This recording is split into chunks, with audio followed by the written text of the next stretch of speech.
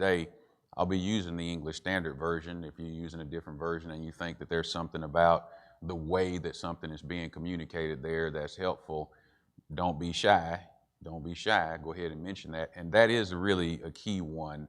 I think I said there's a couple places in where the ESV kind of makes it sound a bit nicer than the way God is seeing it. One of them in Malachi 2 is he says, if you do not love your wife, the Hebrew says, if you hate your wife. Okay, and then again, the ESV says, be faithless, but the King James Version, I know in the American Standard Version, say deal treacherously. This is a matter of degree, and it's important to appreciate the degree to which this is something that God despises, and you can lose that in translation. Yes, sir. One other thing that word treacherously, we've had some friends that we've known over the years who've gone outside of their marriage and been unfaithful. And I have a hard time, and it's just me. I know when God forgives, I'm supposed to forgive, but when you defile your marriage like that, I really don't want it. I have a hard time really coming back to giving you the relationships you had with me, the time that it was the way it was before. Because to me, that's about as dirty as you can get when you start cheating on your mate or doing something you don't have to do, but you shouldn't be doing because she can do the same thing. I mean, I've been halfway around the world. I've had lots of opportunities, but she has also. But we got to be faithful and not deal with each other treacherously. Well, that's true. There's several places in the Bible where it talks about the idea that a man won't trust a person or forgive very easily if the man transgresses with his wife. That's just not something that people are inclined to get over very, very quickly. But even if it's not your wife, here's the big thing on that. Now, I'm going to just say this part and then we'll talk about cultivation here. But because if a person respects the idea of marriage, even if they don't fully appreciate this concept of covenant, but you just respect the idea of marriage and what it's supposed to be, a person who doesn't respect that reveals something about their character that should be of concern. How could I possibly trust a man whose wife can't trust him? I mean, if this woman, does for you and is, giving you children and all this kind of stuff, and that doesn't mean anything to you, man, I don't even know you.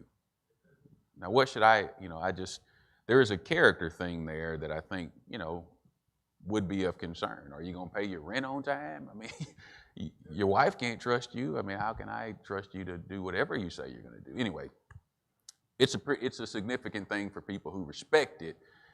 It has spiritual consequences. That was the last thing we had mentioned. There's some spiritual dynamics that are necessarily inherent in being a part of a marital covenant. Okay, let's think about the idea of cultivation for a moment here. Any gardeners in here? Okay, I see my sister here. Okay, anybody else? What's wrong with y'all? Y'all in Virginia? I should be asking if there's any farmers in here. I live in Alabama, okay? They're farmers where I am, okay? A bunch of city slickers in here, so I feel like I got to do more work if y'all don't know anything about getting your hands in the soil. What does the word cultivation mean? It's not one that we use all the time, but if we say you want to cultivate certain things in your character, what are we saying? Okay, grow over time. All right. Stimulate. Okay, yes. Is cultivation the idea of you're doing things, like thinking about a plant, the idea of you're doing things to the soil around the plant to help it to encourage its growth? Okay. Now there's some more specific ways I suppose you could use this word, but generally speaking, it has to do with stimulating something so that it can grow. And when we're talking about plants, which I like to garden, I don't have time for very many hobbies, but that's the one thing I try to make time for, and it's that time of season. I've got some seeds already, started, and I got a little greenhouse in the back to have my stuff. As soon as the weather is going to be what it should be, I want my stuff in the soil. So before I left town, I took the boys outside and said, here's what I want done when I come back.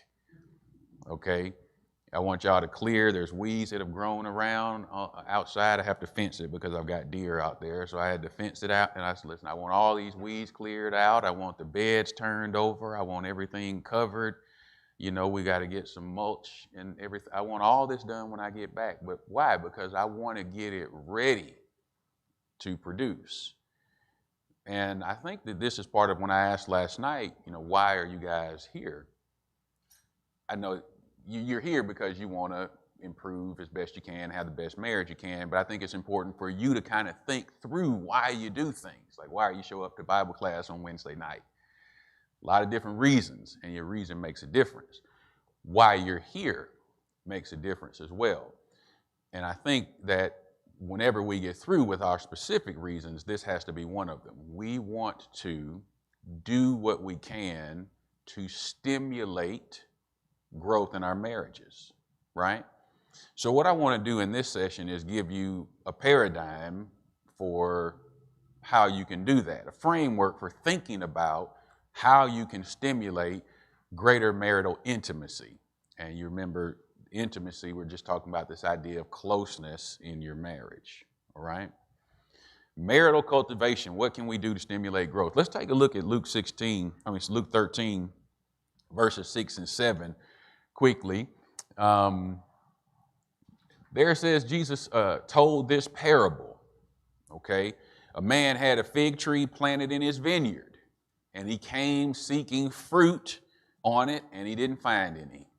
And he said to the vine dresser, look, for 3 years now I have come seeking fruit on this fig tree, and I find none. He says, cut it down. Why should it use up the ground? The point that I want to emphasize to you is that when you invest in something, you invest with the hope of reaping a return. If you don't see the return, at some point, you can begin to be discouraged about whatever it is you've been investing in, right? Now, he's saying that this tree, I planted this tree. And I've been coming back here looking for fruit on it, and I haven't found any.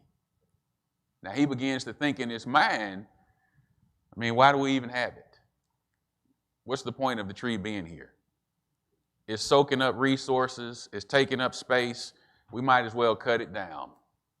He says it is cumbering, I think the old version says, the ground. It's using up the ground. I'm saying to you that I think in marriage sometimes we can sort of reach places like that where we're going through the motions, and we sort of takes a lot of time, it takes a lot of energy, there's lots of responsibilities, and we may not always feel like we're getting out of it what we're looking for. We may not always feel like we're getting the fruit that we expect. And I'm saying to you that if that's true, at some point, that can become kind of discouraging. Does that make sense to you? I didn't say is that what's happening with you. I just say is it makes sense. Because if you're married long enough, you'll sometimes have those kinds of feelings where I'm not really getting out of this everything that I thought I should, or kind of not seeing the point. Maybe you never will, but I know that some people will at sometimes have those kinds of thoughts. So here's the principle. This is a lady named Cindy Dagnan. I read a lot of marriage books, and I extract things, and when I do extract things, I try to give people credit. These are not my words necessarily, the part in quotations. But like a diligent, hopeful gardener, spouses have to tend to improve and prepare their marriages for success. And this is what Ms. Dagnan says. It is an unromantic yet undeniable truth that relationships need maintenance. I assume in part that's why you're here. Relationships need maintenance. And so I want to consider a few keys to cultivating our marriages, okay? So we're going to use some agricultural types of ideas here. You guys remember in Galatians chapter 6, verses 7 and 8, we have an agricultural metaphor being used.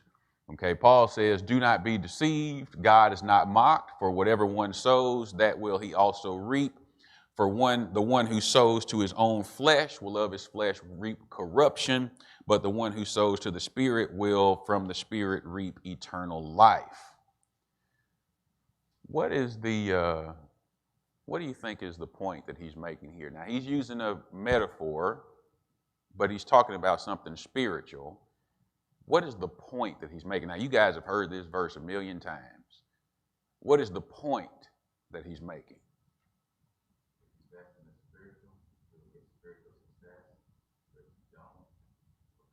Okay, that's true. If we invest in spiritual things, we'll get spiritual success. If we don't, then we won't. Yes, sir? I think in the more common term, what comes around goes around. Okay, what goes around comes around. And there's a lot that could be said about that because, you know, we sort of, what we sow, God says if you sow the wind, you reap the whirlwind. We tend to get back a lot more than we sow sometimes. Anything else? What is his point here?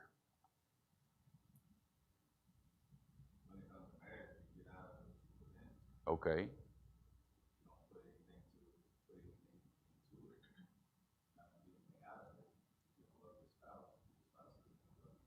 Mm-hmm.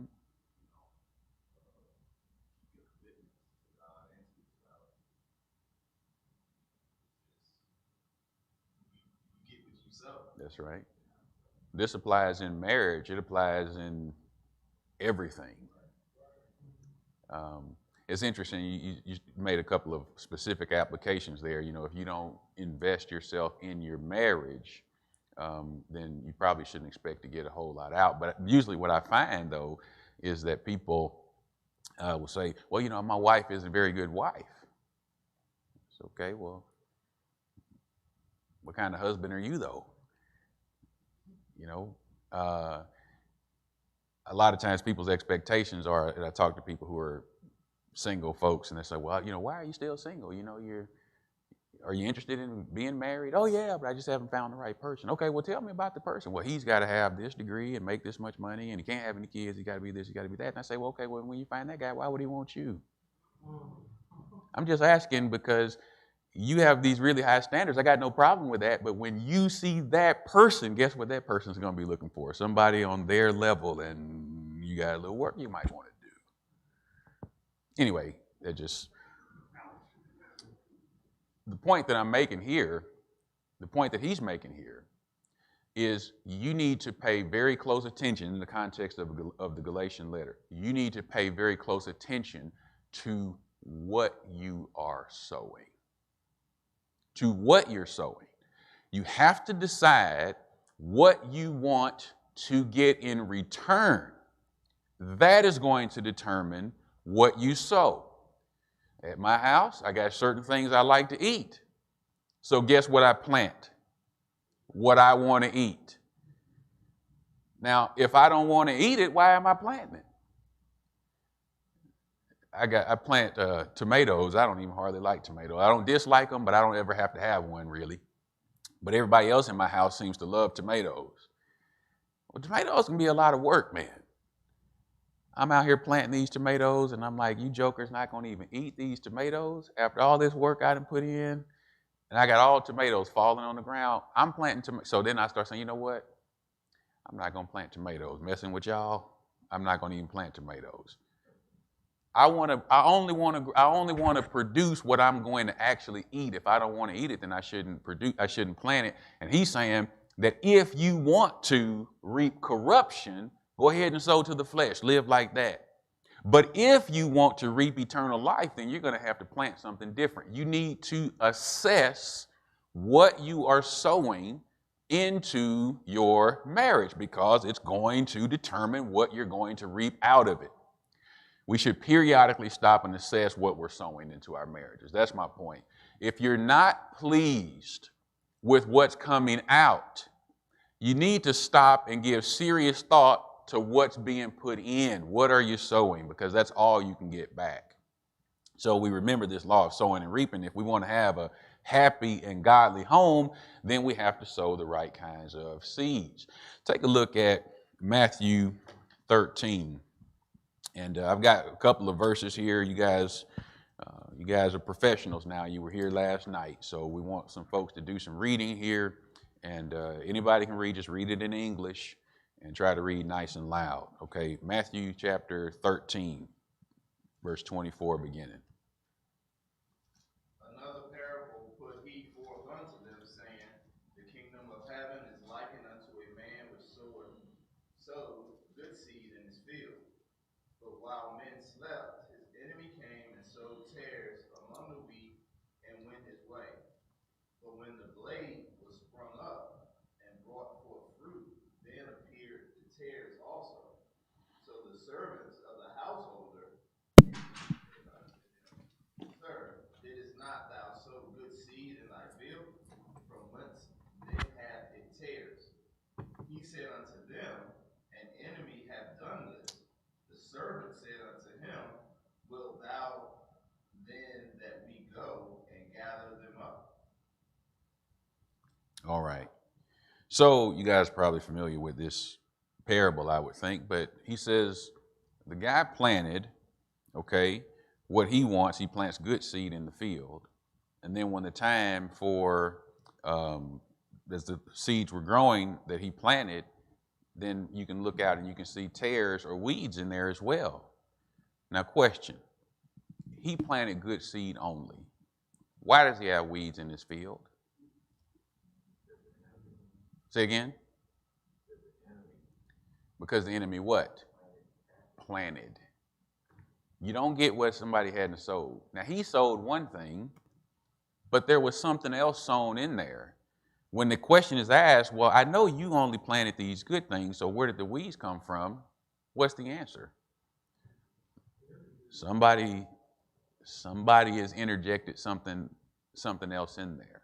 That's the only way you're going to get these things out. So if you see things in your relationship that are not what you want, you got to ask yourself the question, how did these things get in there? Someone sowed something in there. Now, it could have been you, it could have been your spouse, it could have been somebody else. You know, sometimes we are influenced by other people. But you need to make that assessment is my point. What about Luke 8 and 11? Yes, ma'am. Oh, yes, ma'am. Yeah, not paying attention. That's right. While men slept. All right. Luke 8 and 11.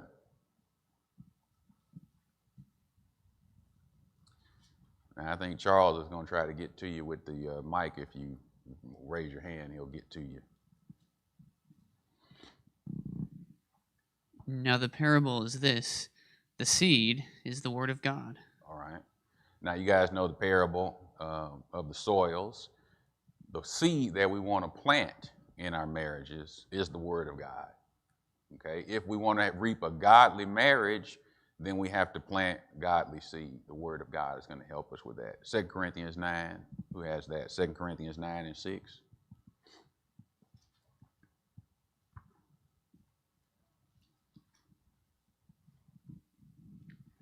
But this I say, he who sows sparingly will also reap sparingly, and he who sows bountifully will also reap bountifully.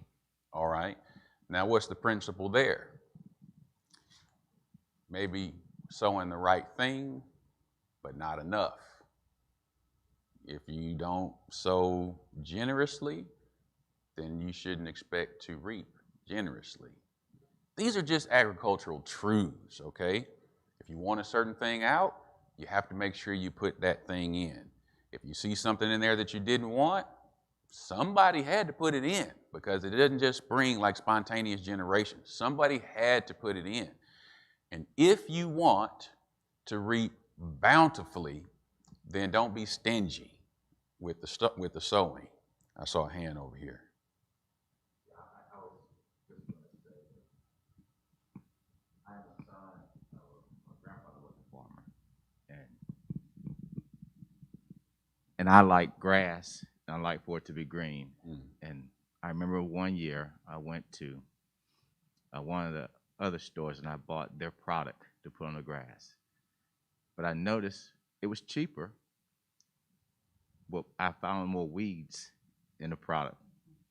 And so it gave me the inclination, what you sow is what you're going to reap. Mm.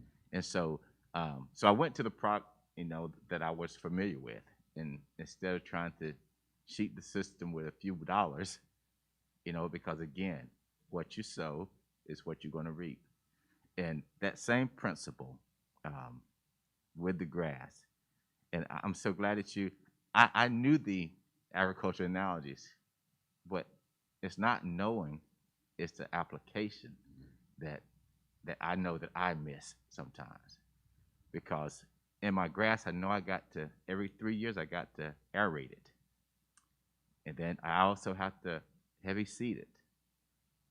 And then in the early fall or the late winter, I've got to put some crabgrass preventer down. And so I know those things agriculturally. Now I just need to make sure that I am implementing in my marriage. Okay. Well, that's good stuff. You heard that, didn't you? I assume he came with you. He's sitting right next to you. You heard that. All right. All right. That's good stuff. Yes, sir. I just want to add also, going back in Matthew 13:24-28, and everything we're talking about, when you plant a garden, and of course you plant good seed, just nature the way it is, you got weeds blowing around, the wind blows and it picks up seeds and drops them in there and it gets infected.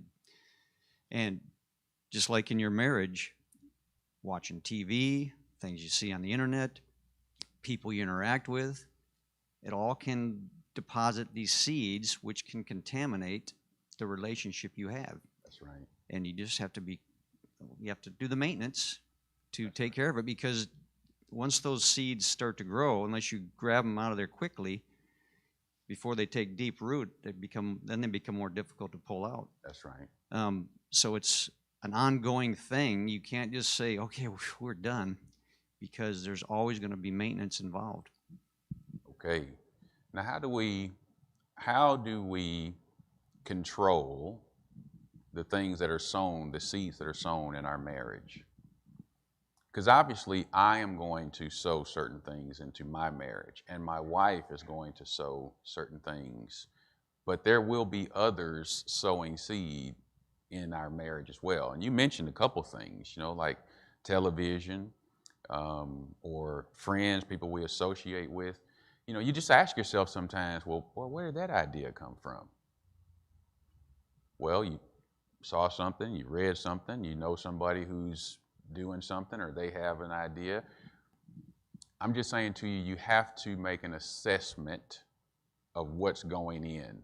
And if you see something kind of weird spring up, like these tares spring up, where did it come from? Because it came from somewhere. You need to make an assessment of what's coming in.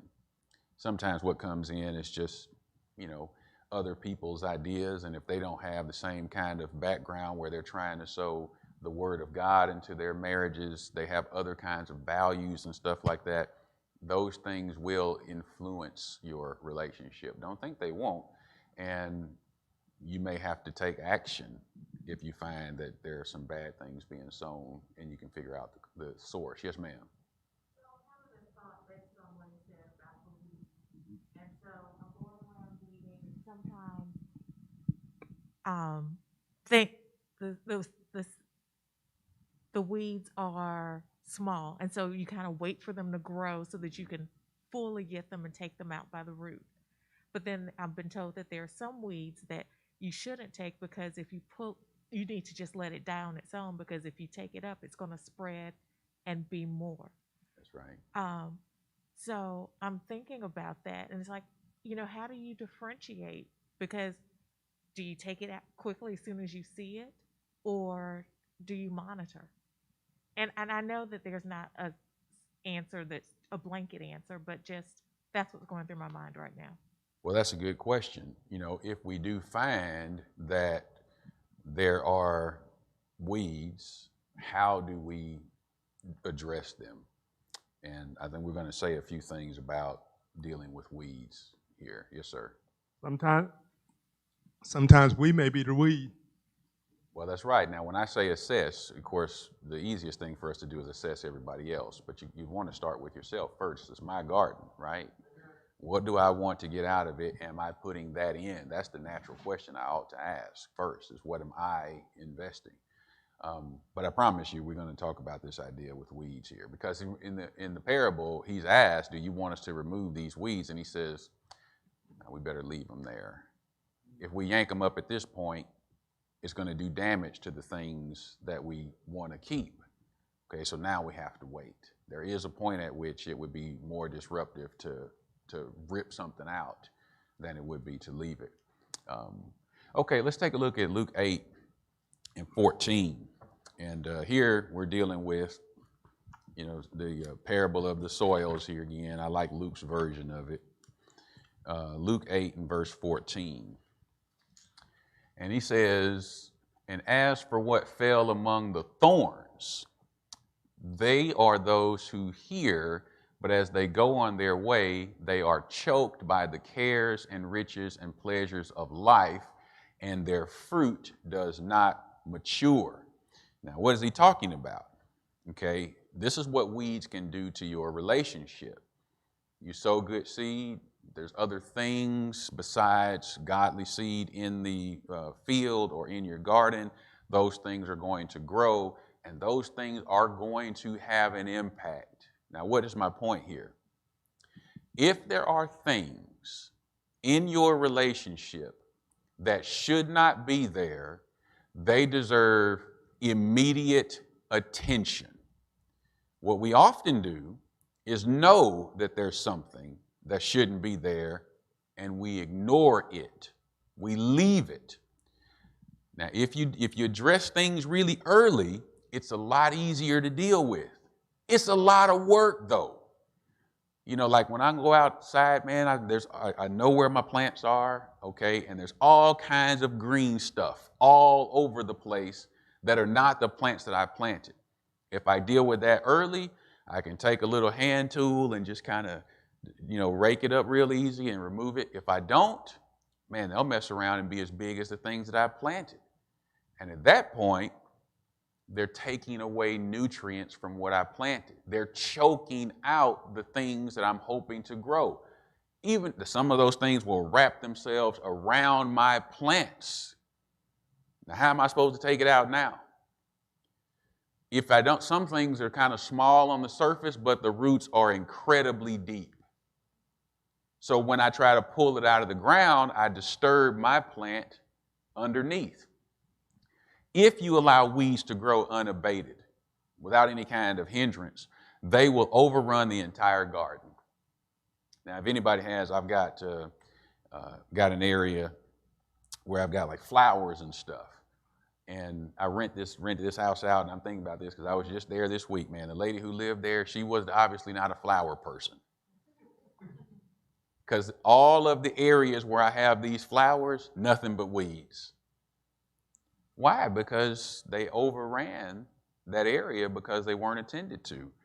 In order to produce a flourishing crop, then gardeners have to uproot weeds as soon as they appear, and we should exercise the same vigilance in our marriage. So, to your question, how do I know when to deal with it? Hey, the best time to deal with these things is always at the beginning. Nip it in the bud. You see something that shouldn't be there, now why are you going to keep walking back and forth past it? This is something I have with my kids. I'm like, wait a minute, now this is not my sock. And y'all have been in and out of this room 5 times. Is nobody going to pick? It's not mine. It has to be one of yours. Why is it still here? Pick it up the first time you see it. Pick it up.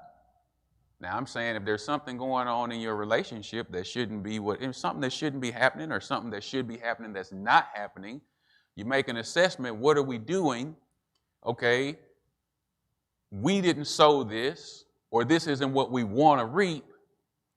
Get rid of it immediately. Immediately. If you don't, it's going to hold you back.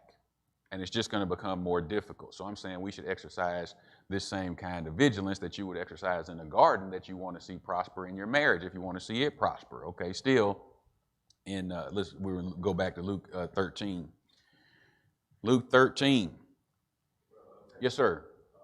I just want to share this funny story that I had read on a preacher's page one time. He was making a illustration about, what you sow, you reap. And I guess this young boy, he had liked this farmer's daughter. I guess they lived on the same road or something like that. And they didn't like the father.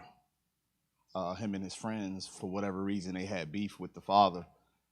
And so at night, they went in on his farm and they threw some real bad weeds on his field. And, to get back at him for whatever he had done to them or whatever problems they had with each other.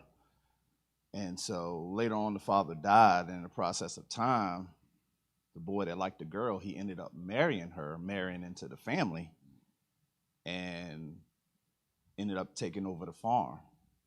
But he had to end up dealing with the weeds that he had sowed before, and it just made his farm life very, very difficult because of what he had done before. So, I just wanted to point that out. Yeah, that's a good example of sowing and reaping right there. He didn't think it was going to come back at him. Yeah. I was trying to find an article online, but I can't find it. It'll come to you once we finish. Once everybody leaves, you'll find it. All right. Again, if you guys have thoughts, comments, questions, feel free to throw them in there.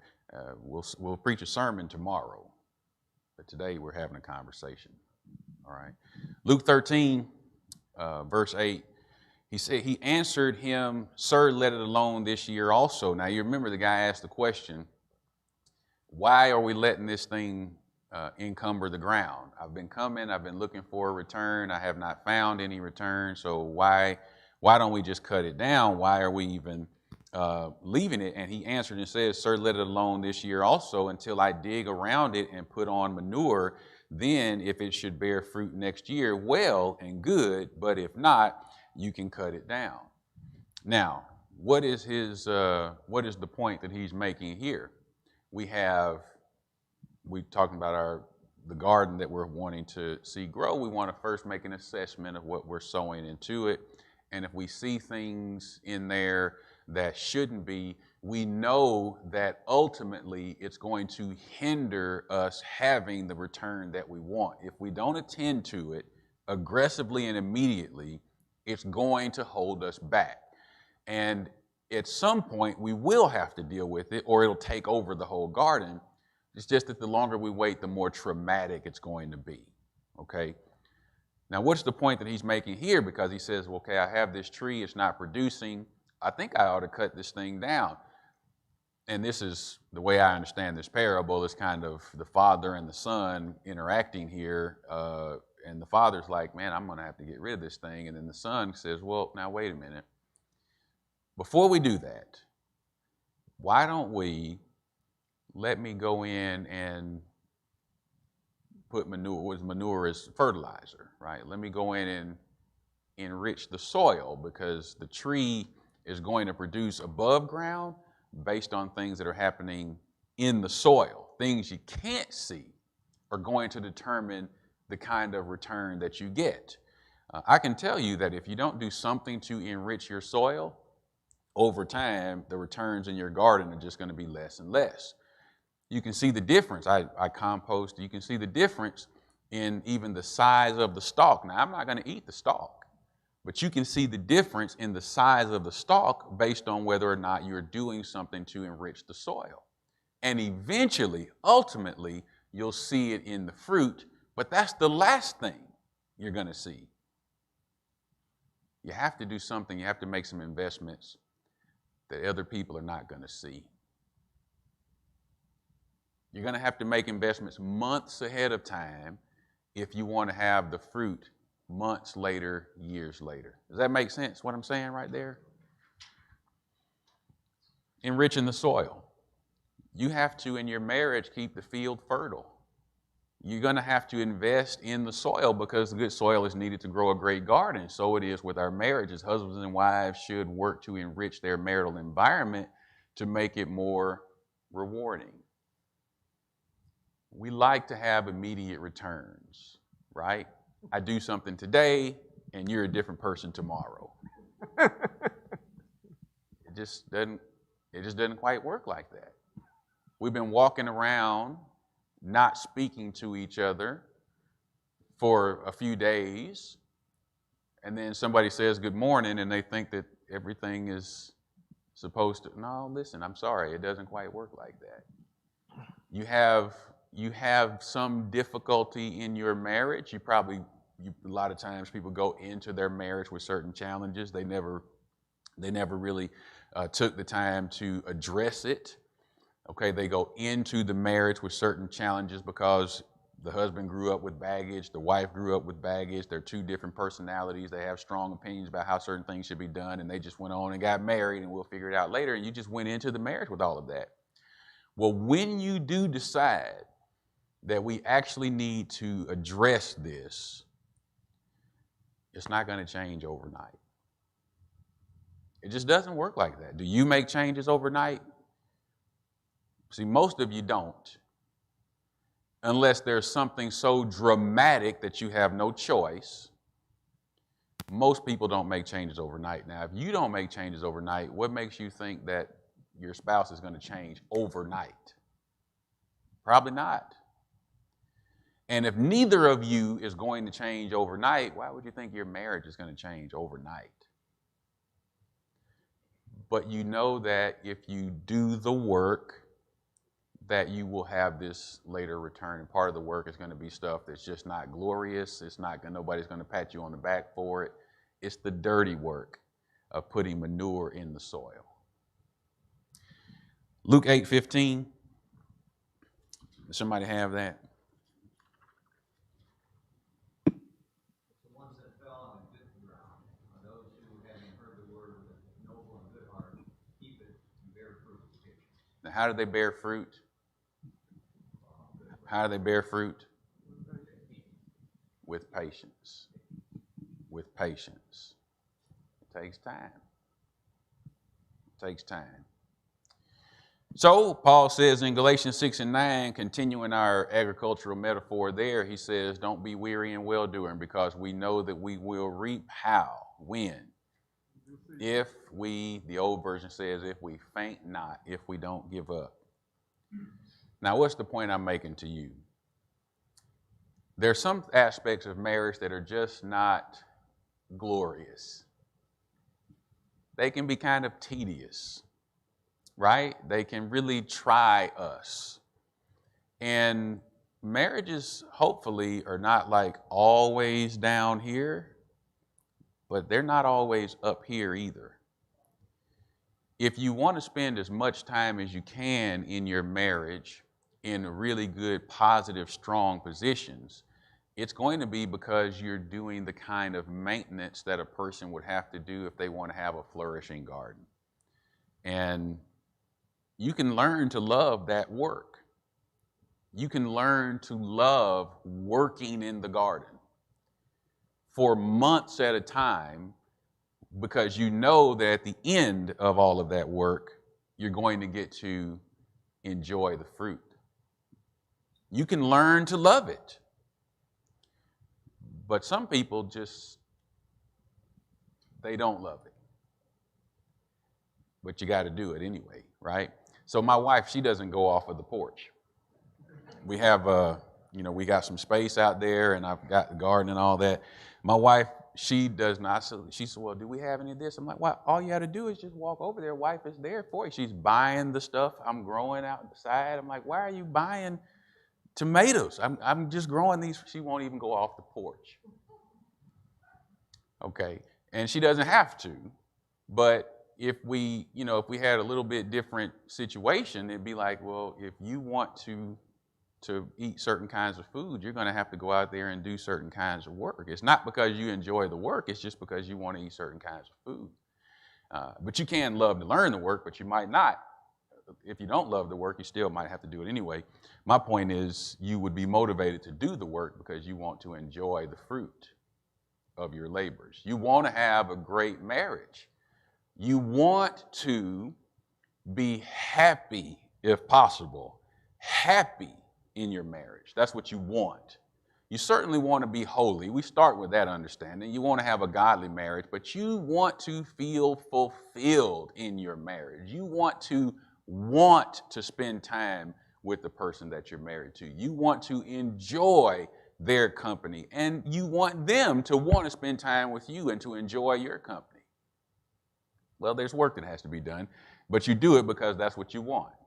And so sometimes a gardener sits in the garden and just, marvels at how the thing develops. You could enjoy your marriage growing and developing like that.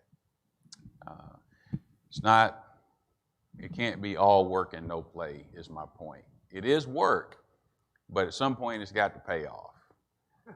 It's got to pay off.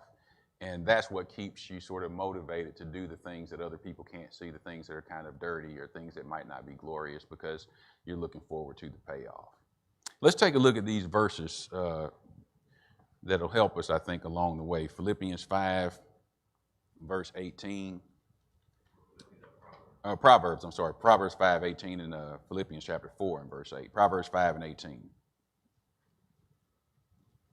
Let thy fountain be blessed, and rejoice in the life of thy youth. All right. Now, we were talking about briefly Proverbs 5 last night, and the context there is he's trying to warn these young guys about how they approach dealing with women, and he's telling them that they should not pursue certain kinds of illicit relationships, and his advice is rejoice with your wife.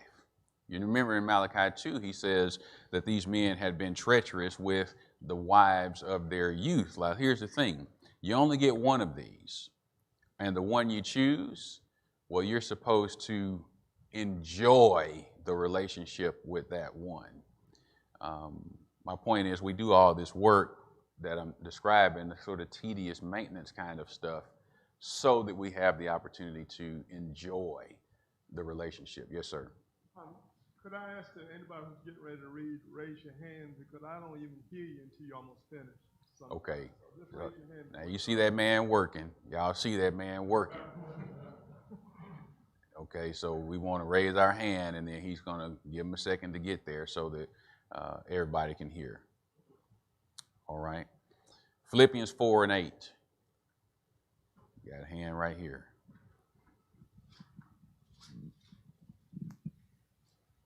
Finally, brethren, whatever things are true, whatever things are noble, whatever things are just, whatever things are pure, whatever things are lovely, whatever things are of good report, if there is any virtue and if there is anything praiseworthy, meditate on these things. All right.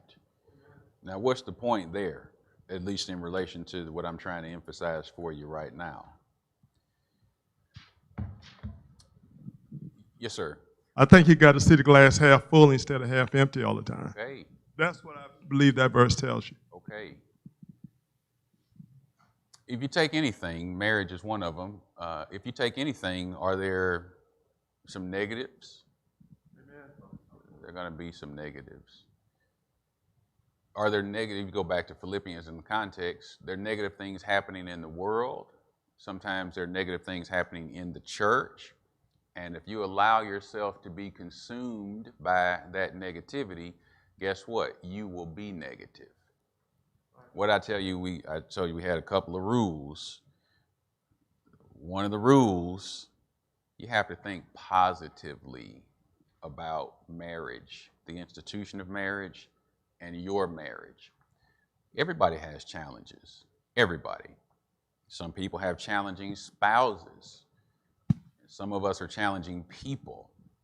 And if we were both the most godly people we could possibly be, guess what? We're still going to have challenges. That's just how this works. But now we focus on the good that we have and the good that we hope to have. That motivates us to keep going and keep working. Yes, sir. One of the things that frustrate me a lot of times is, sometimes you get in a challenge that may almost seem insurmountable, but you already predicting or forecasting failure before you even try. But when I grew up early, one of the sayings that my teacher used to post on the wall is failure is the result of having not tried. Because sometimes you may not finish, but you boost your confidence, you think more about yourself. You do a whole lot of things by just making the effort to try. So it's always about what can I do first before I go and say, okay, she's the problem. Because a lot of marriages, we can look at each other and say, this is what's wrong with you. Matthew 7, 1-5. But what about me? Let me look at me first, and then I can see clearly so I can look at you. Okay. I'm going to ask you guys some questions here in a moment, but do you guys have any thoughts before that's the precepts that I'm trying to lay out is this idea. This is the basic framework of what I want to set before you in terms of the maintenance that we have to do in our marriages. There's just going to be some work that has to be done. We need to make an assessment of the seeds that are being sown in our marriages by us or other people. We need to make sure we take out anything that is going to undermine the success of our marriage, remove any weeds that would hinder the relationship. We have to have some infusions into the marriage. We have to enrich the soil, provide a good environment for the marriage to be successful, and then we need to enjoy the things that are good in our marriages. Can't be all work and no play. So you need a balance there because there is necessary work, but the marriage can't be only about the work. It has to also be about the fruit that comes from it. Questions, thoughts, comments about that? Yes, sir. Following this cultivation, plant. Oh, I'm sorry. Wait, my brother's coming with the mic. When you think about this cultivation and that analogy, I guess one of the things I thought about when it comes to planting things is two items: weed killer and fertilizer, right?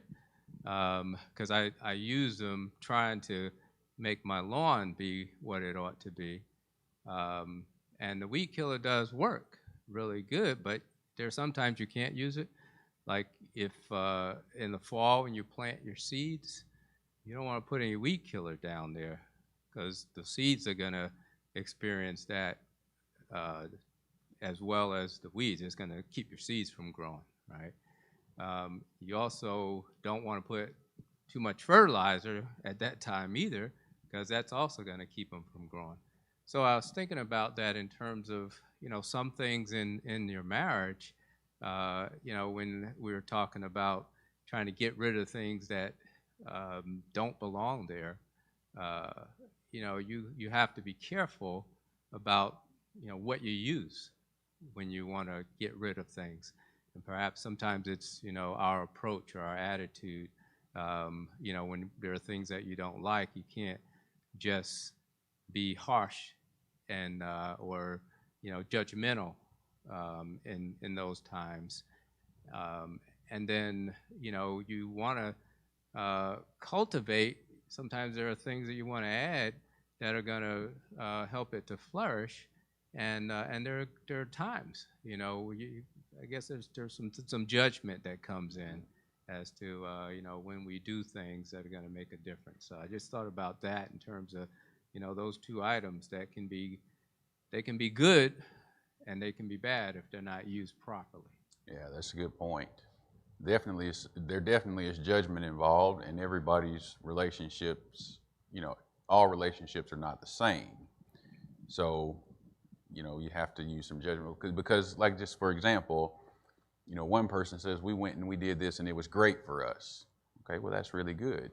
Another couple could do the same thing and it may not have quite the same result for them. So there's definitely some judgment involved. Yes, sir. We talked about at the very end about enjoying life with your wife, and it made me think of what Solomon did say in Ecclesiastes 9:9. Live joyfully or enjoy life with a wife whom you love all the days of your vain life, which he has given you under the sun. And that's an important aspect of life, is that you learn to enjoy the time you have with your spouse. That's right. I think most of us probably didn't get married so that it could be drudgery. We wanted to be happy in the relationship. I'm just saying that's not an automatic thing.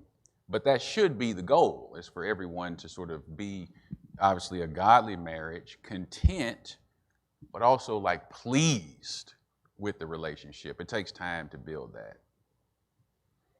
Yes, ma'am. He's coming. He's coming. He's right behind you.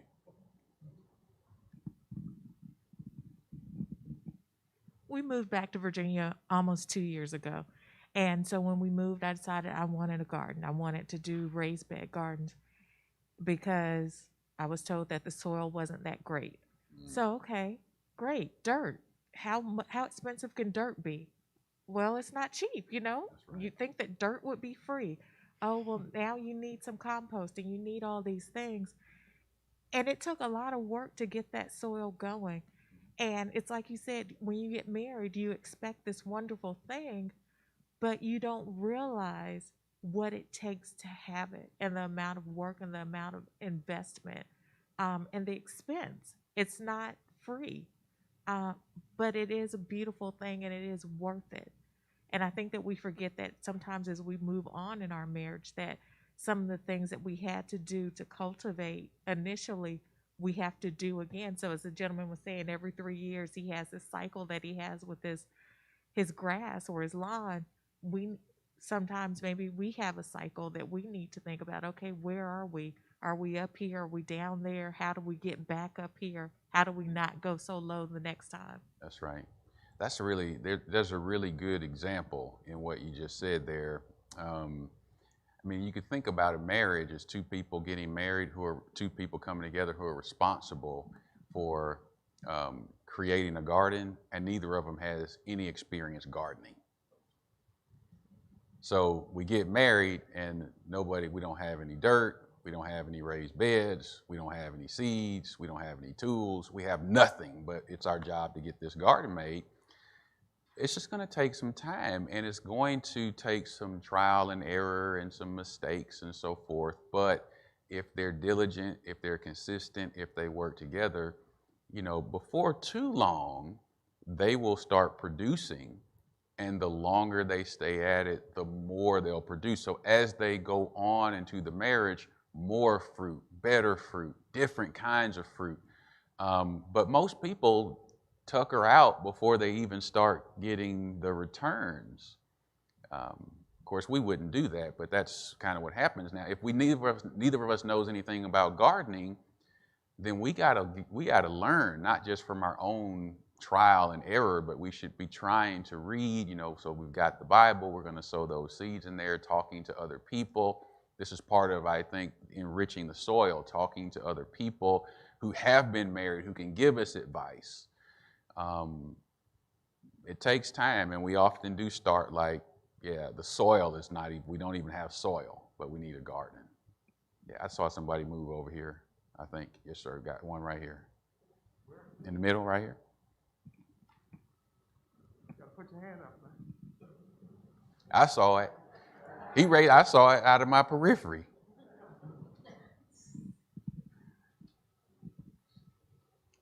I keep hearing you and everyone say the word happiness. And sometimes I find that it's really joy that we should be seeking, because happiness can be temporal. And it seems as though sometimes when we look into cultivate our own individual lives before we get to the soil, if there's some things that only God is going to be able to provide. And I guess I find that if I look to my wife to provide everything that I need to be happy in the marriage, then that's not a reality, because there's certain things that she can't fulfill and God cultivating me first was worth. That's a good point. The idea of joy is a better word. Joy is a deeper thing than happiness. I would only say I do think it's okay to pursue being happy in your marriage too. Joy is a deeper thing. It's an internal thing, and it's not going to be controlled by my circumstances. But I'll just tell you, I'm not really my moods don't tend to swing like real high and real low. I'm okay with staying kind of even keel for long periods of time. But man, I want to look at my wife sometimes and just be happy. I think that's okay. I think it's a good thing if you have those times in life where you're just excited to be in somebody's presence. And as you go on into a marriage, sometimes those can become like kind of further and further apart. You just kind of flatline and kind of wake up from day to day. But you have to make some efforts to, I think, create some high moments. And that's what I mean by when I say happy. I just mean there's sometimes when I'm just genuinely happy that, now I'm always thankful, right? I'm always thankful. I married a godly woman. But there just sometimes, like, this is a mundane example, but man, this woman made, it was last week was a Super Bowl. I was watching the Rams win this thing. And I had a plan of what I was going to do. I'm kind of easy to please. I said, man, I told her, listen, wife, you don't have to make dinner because it's Super Bowl. I'm going to eat chips and salsa. I got this whole thing. I got my guacamole set up. Man, the woman made chili. And I was like, okay, I'm going to eat this chili for lunch, but I'm still going to eat my salsa and chips for dinner. And man, the chili was just too good. It was just too good. I ate more than I should have for lunch, and then I did it again for dinner. Never got to eat the chips and salsa. And I'm just going to tell you, I was looking at her like, I'm really, really glad that I'm married to you because you cook like this. My wife is a great cook. It puts a smile on my face to eat the food that she makes. That's not really, I don't know, I don't call that joy. I mean, that's just, man, I'm just really happy that this woman is making the food that I eat. Things like that. Yes, ma'am. He's coming. He's coming. You put your hand down, shame on you. I can see the importance of 1 Peter chapter 3 and verse 7. Yes, you know, it says that the husband should dwell according to knowledge, but, you know, really it works both ways because Janaea knew what would make you happy, okay? Yes, ma'am. And we should strive to do those things for each other. So it's not just one-sided. You know, if I know something that's going to please Lloyd, then I should at least put forth some effort. And the husband should do the same thing. So it's just so wonderful because God has given us everything that we need in order to fulfill the covenant that he established. And if I thought about that Galatians, was it 3? I had it. Galatians. Is it what we just looked at, chapter 6? Yeah, Chapter 6, verses 7 and 8. And it says, sow to the flesh or sow to the spirit. Well, you know, as we do those things that God has commanded us to do, sowing to the spirit, then it causes us not to be so self-absorbed. Because a lot of times we spend time thinking about what's going to make us happy, but we need to think about what's going to make the other person happy. That's right. Are you coming to shut us? You coming to shut us down? Okay. All right. So I'm going to give you one example of, I think, putting these kinds of things into place. There are lots of them, but I don't want to necessarily put you on the spot by saying, hey, tell me something that, you know, isn't working in your marriage the way that it should, so we can use that as a, see, now, your husband's not here, so I don't want to get you in trouble. But I'll just tell you, so when my wife and I, when we got married, we both we both had, when we got married, we both had these jobs. My job required me to travel a lot. And before I got married, I'd be away for 2 weeks or 3 weeks at a time. And her job required her to work a lot. I mean, she would work, I don't know, 60 hours or something, whatever it was. And I guess, we were dating, it kind of didn't matter because we were just talking on the phone or whatever anyway. But when we got married, it was a bit of a problem. So after 6 months or so, I don't know, maybe 9 months, but at least 6 months, we kind of looked at each other and were like,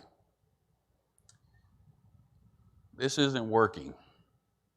Because I would be away and I would try to come home instead of being gone for 2 or 3 weeks. I'd like take a red eye, come back from California to DC, and I'd get there at, whatever time it was, 5 or 6 in the morning on Friday or Saturday, and then I'd have to leave again like Sunday after services or what have you.